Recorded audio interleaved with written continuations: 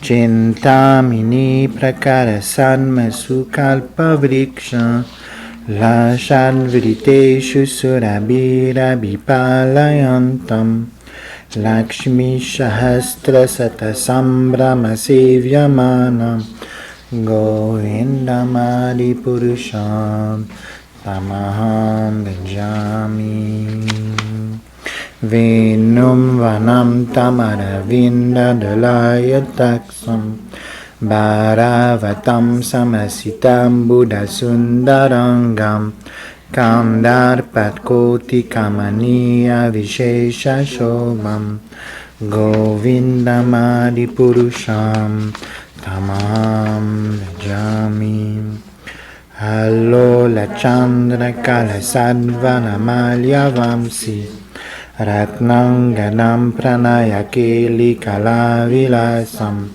Shyamam Tribangalalitam Niyata Prakasham Govindamadi Purusham Tamaham Bhajami Angani Yasya Sakalendriya Vritti Manti Pashanti Panti Kalayanti Chiram Jaganti Ananda Chinmaya Sadujvala Vigrasya Govindamadi Purusham Tamaham Bhajami Advaitam Achyutam Anadim Anantarupam Adyam Purana Purusham Navayovanam Cha Vedeshu Durlabam Adurlabam Atma Bhakto Govindamadi Purusham Tamaham Bhajami Pantastukoti Satavatsara Sampragamya Vayoratapi Manaso Muni Pungavanam Sopi Asti Yat Prapadasim Nivishintyatanve Govindamadi Purusham Tamaham Bhajami Ekopi Asura Chaitam Jagananda Kotim Yakshakti Rasti Jagananda Chaya Yadanta Tantarasta Paramanu Chajantarastam Govindamadi Purusham Tamaham Bhajami Yad Bhava Bhavita Diyo Manujastatevam Sampraya Rupa Manimam Sanayana Bhusa Shuktaryameva Nigamagraitam Stuvanti Govindamadi Purusham Tamaham Bhajami.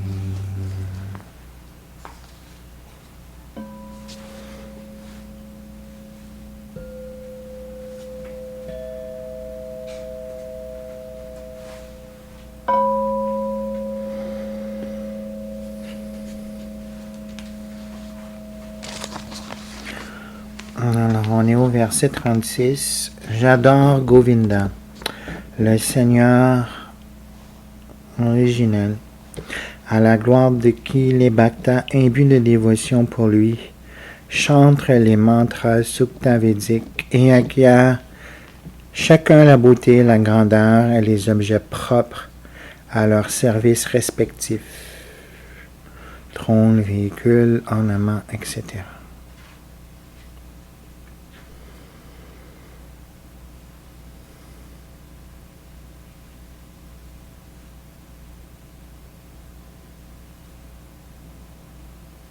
Yad bhava bhavitodiya manujastateva. Bhava, c'est les émotions, une émotion de dévotion. Et lorsque on adore Govinda avec le bon bhava, la bonne émotion spirituelle,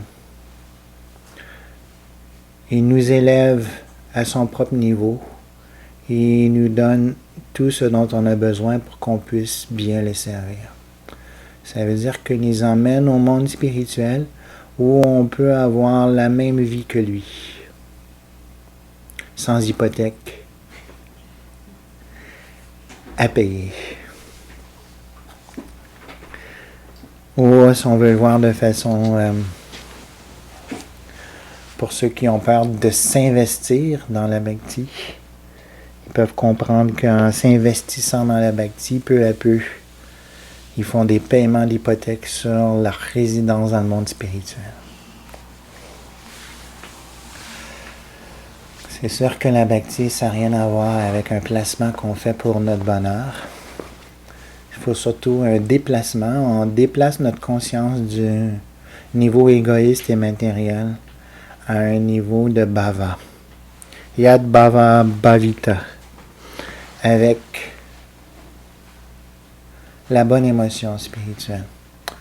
Et cette émotion-là doit devenir de plus en plus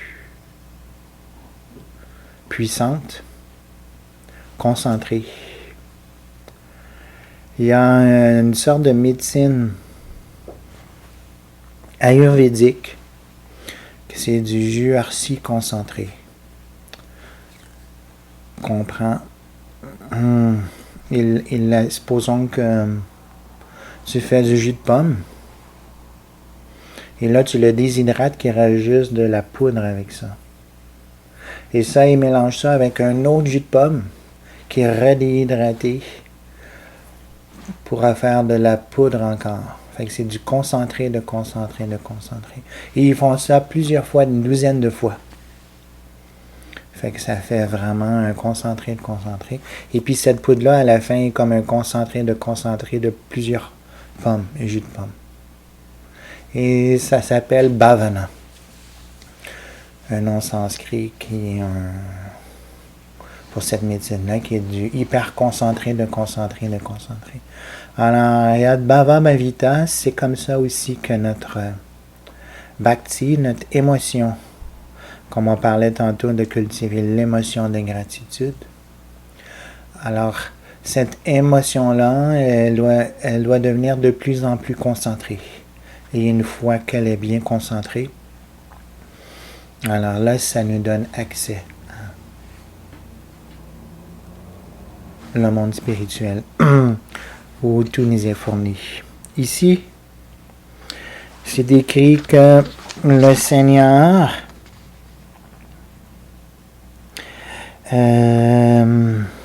chante les mantras Shukta védiques. Alors, c'est des Shukta Yam Eva Nigama. Nigama, c'est védique. Prativanti Stuvanti.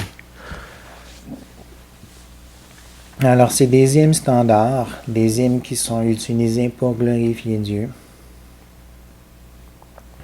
Alors, si Dieu est dans notre cœur et qu'on veut le glorifier avec notre cœur, pourquoi prendre des hymnes? Pourquoi pas prendre nos propres mots venant de notre cœur? Ça pourrait être une prière beaucoup plus sentie si on prend des mots qui viennent de notre propre cœur au lieu de prendre des mots qui sont empruntés par les autres. Alors, qu'est-ce que vous en pensez?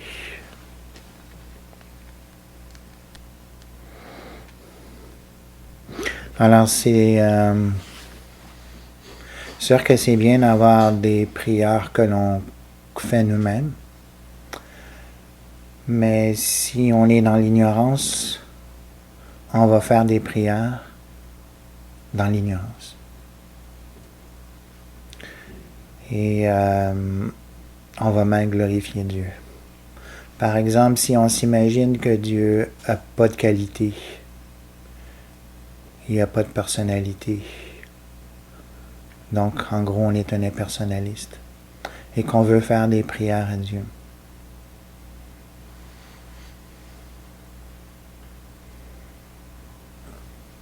Ça va être un peu dur. Nos prières risquent même d'être des apparades. Oh, toi qui es sans qualité. T'as aucune beauté. Alors notre prière peut être même des offenses. Alors ça c'est une chose. Apprendre à bien prier pour ne pas faire d'offense. C'en est une. Apprendre aussi à prier selon la vérité, ça veut dire pour glorifier la personne pour qu'est-ce qu'elle est vraiment. Alors, on a eu ici Angani, c'est Sakalin Diliavritimanti avant, que chacun des sens de Dieu a le pouvoir de faire le travail des autres sens. Alors, ça montre que c'est pas une personne ordinaire et on reconnaît qu'il est Adi Purusham, la source de toutes les personnes. Alors, ces prières, de prendre des prières qui nous viennent des hymnes, a énormément de bons bénéfices. Alors, c'est pour ça que dans les Védas, dans les textes, il va y avoir de nombreuses prières qui vont être données. Et ici, il parle des prières sukta, il y a énormément de prières qu'on retrouve partout. Alors, comment faire pour savoir quelles sont les meilleures prières à faire?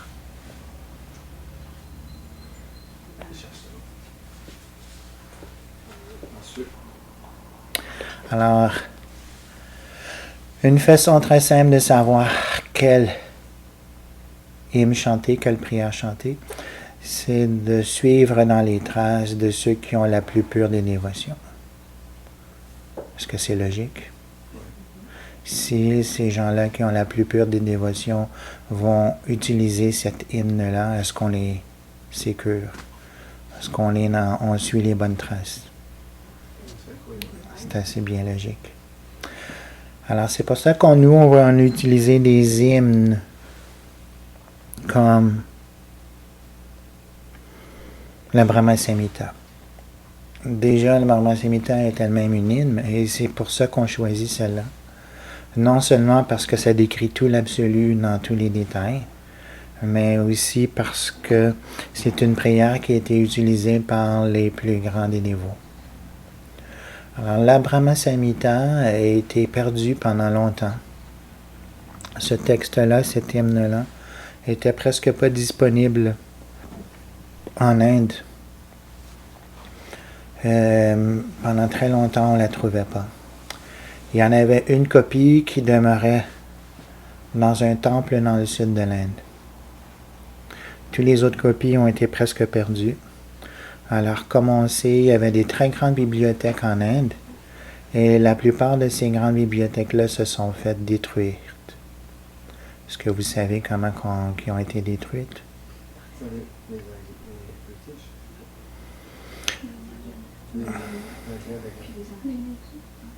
Les Anglais, est-ce qu'ils en ont détruit? Ouais. Alors, l'Inde s'est fait envahir par diverses personnes, dont surtout les musulmans à partir du 11e siècle, par exemple. Alors, dont eux avaient la magnifique idée de pouvoir détruire la culture de l'Inde, qui était pour détruire toutes les bibliothèques. Alors, comme il l'a expliqué, il y avait des armées immenses de milliers de personnes qui utilisaient les livres de la bibliothèque pour se réchauffer le soir, faire un joyeux feu de camp, et pour cuisiner leur viande avec les Védas. Alors, il reste presque plus rien. Au moins 95% des livres ont été détruits à cette époque-là. Il en restait un peu juste dans le sud de l'Inde, par exemple, où ils ne se sont pas rendus jusqu'au sud au complet. Ils n'ont pas conquis tout le sud, ils ont conquis surtout le nord. Alors, Chaitanya Mahaprabhu fait un voyage dans le sud de l'Inde. Il est parti du Bengale. Il a fait tout le sud de l'Inde à pied pour un genre de pèlerinage qui allait de temple en temple. Et il est arrivé dans un des temples et il a trouvé ce texte-là. Et il en a fait faire une copie, pas une photocopie. Il n'y avait pas de photocopie à l'époque. Il fallait écrire à la main. Il en a fait faire une copie et puis il l'a ramené parmi les dévots qui étaient dans le Bengale. Et il a dit que cette prière-là contient toutes les conclusions Vaishnav les plus hautes au niveau philosophique. Toute la philosophie qu'il y a dedans, c'est le plus haut niveau de philosophie. Et donc, c'est une des plus belles prières qu'on peut faire.